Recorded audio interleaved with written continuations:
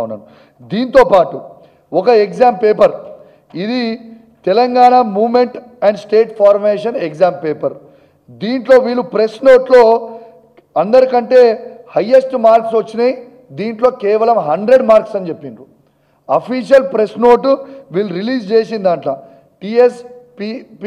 టీఎస్పిఎస్ఓలో వీళ్ళు అఫీషియల్గా రిలీజ్ చేసిన దాంట్లో కేవలం 100 మార్కులు మాత్రమే హైయెస్ట్ వచ్చినాయి అన్నాడు. ఏ పేపర్లో అది? Telangana movement state formation. కానీ వాళ్ళకి వెబ్సైట్లో రిలీజ్ చేస్తారు ఎన్ని మార్క్స్ ఆయనకి?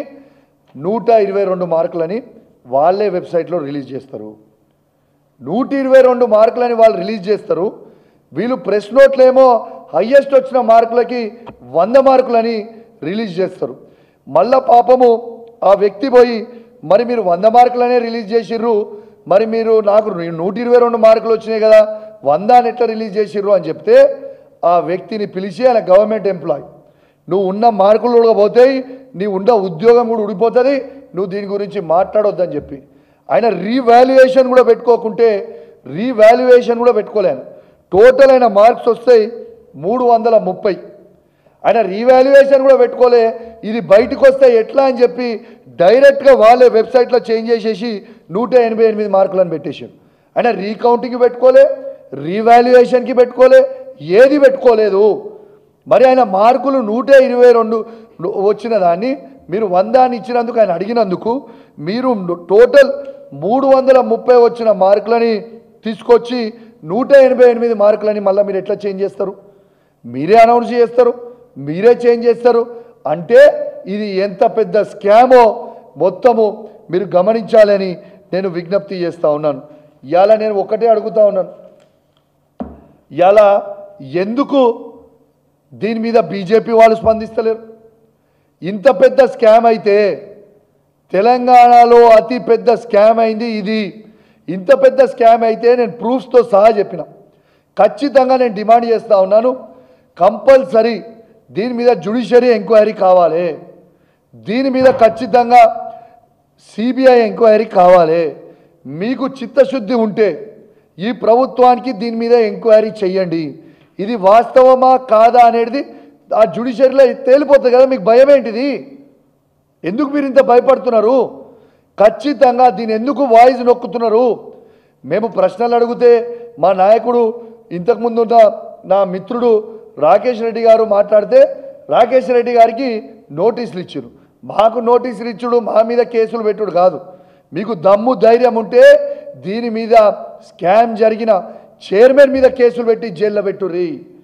మీకు దమ్ముంటే దీని తప్పు జరిగింది అని చెప్పి దీని మీద చెప్పండి తప్పితే ఇది చెప్పకుండా మీరు మాట్లాడిన వాళ్ళ మీద కేసులు పెడతాం, మీకు గొంతులు నొక్కుతాం, మీకు ఇబ్బంది పెడతాం. మీ కేసులకి నోటీసులకి ఎవడు భయపడేటోడు లేడు. ఖచ్చితంగా ప్రజల లోపలికి తీసుకెళ్తాం, ఖచ్చితంగా అడుగుతాం, ఖచ్చితంగా మీరు చేసిన స్కామ్ని ప్రజలకి కనబడేలాగా ఇలా ప్రూఫ్స్తో సహా నేను బయట పెట్టినాను. ఖచ్చితంగా వాళ్ళకి జవాబు చెప్పాల్సిన అవసరం ఉన్నది అని చెప్పి చెప్పక తప్పదు. ఇలా ఒకటే అడుగుతా ఉన్నాను, వీళ్ళు నిజంగా నీతి నిజాయితీ ఉంటే మరి ఇంటర్వ్యూకి పిలిచేటప్పుడు, ఈ ప్రపంచంలో ఎక్కడైనా కూడా ఇంటర్వ్యూకి పిలిచినప్పుడు 563 మందికి ఓన్లీ 1% ఇంటర్వ్యూకి పిలిచాను. ఎక్కడ కూడా అట్లా జరగదు. 1:2 ఇంటర్వ్యూస్ పిలుస్తారు, కంపల్సరీగా 1:2 ఇంటర్వ్యూగా పిలుస్తారు. మరి 1:2 ఇంటర్వ్యూ ఎందుకు పిలవలే? దీంట్లో ఏం మతలబ్ ఉంది? దీనికి జవాబు చెప్పరా? బీజేపీ నాయకులైతే మా అప్పుడు లీక్ అయినప్పుడు, ఎస్, మా కేసీఆర్ గారు ధైర్యంగా లీక్ అయినప్పుడు తప్పు జరిగింది, ఖచ్చితంగా రద్దు చేస్తామని మేము రద్దు చేసినాం, ధైర్యంగా రద్దు చేసినాం. మరి మీరు ఎందుకు రద్దు చేయరు? 100% ప్రూఫ్స్తో సహా చూపించిన ఇలా ఖచ్చితంగా మీరు రద్దు చెయ్యాలి. ఇలా బీజేపీలో పడుకున్న నాయకులు ఎగిరెగిరి పట్టురు అన్నాడు మా ప్రభుత్వంలో అయిన నాడు, ఇలా ఎక్కడ వేయరు? కిషన్ రెడ్డి గారు ఎక్కడ అనుకున్నారు? బండి సంజయ్ గారు ఎక్కడ అనుకున్నారు? ధర్మపురి అరవింద్ గారు ఎక్కడ అనుకున్నారు? ఈటల రాజేందర్ గారు ఎక్కడ అనుకున్నారు? మరి ఇవన్నీ కూడా జవాబులు ఎందుకు బీజేపీ వాళ్ళు మాట్లాడతలేరు? ఎందుకంటే బీజేపీకి సంబంధించిన కిషన్ రెడ్డి గారికి, బండి సంజయ్ గారికి, ధర్మపురి అరవింద్ గారికి, ఇలా ఈటల రాజేందర్ గారికి రేవంత్ రెడ్డి గారితో అద్భుత సంబంధాలు ఉన్నాయి. ఇవాళ వీళ్ళు బీజేపీ కాంగ్రెస్ ఒక్కటైంది కాబట్టి ఎవ్వరు కూడా బీజేపీ నుంచి మాట్లాడతలేరు. మీరు ఒక్కసారి ఆలోచన చేయండి. ఎగిరెగిరి పడినారు ఆనాడు కిషన్ రెడ్డి గారు, ఇదే బండి సంజయ్ గారు, ఇదే అరవింద్ గారు, ఇదే ఈటల రాజేందర్ గారు ఎగిరెగిరి పడ్డారు ఆ రోజు. ఇవాళ ఎందుకు మీరు మాట్లాడతలేరు జవాబు చెప్పండి. బండి సంజయ్ గారికి నేను సవాల్ విసురుతా ఉన్నా. ఈ భారతదేశానికి మీరే హోమ్ మినిస్టర్, ఈ భారతదేశానికి మీరే హోమ్ మినిస్టర్.